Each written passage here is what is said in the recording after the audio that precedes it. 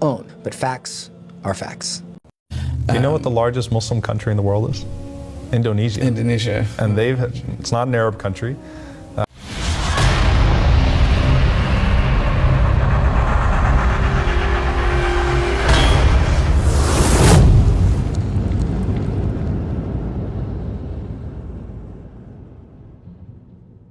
Here's proof that Prophet Muhammad, may peace be upon him, did not marry a child. The claim is that Aisha was 6 years old, but historians record that Aisha's elder sister Asma was 10 years older than Aisha.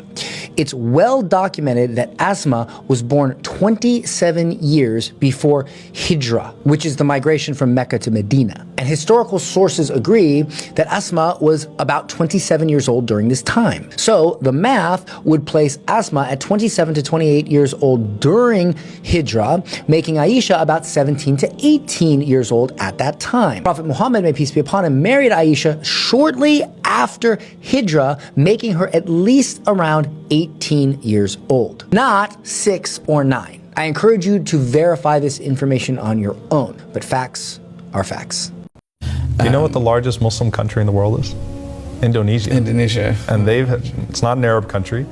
They had a female president before we had a female president, or I'm not going to say anything about the current election cycle. I'm not going to make a statement about who I'm supporting or endorsing. But as clergy, we can't endorse anybody. Yeah. So you know, it's a very moderate country. It's a very open country.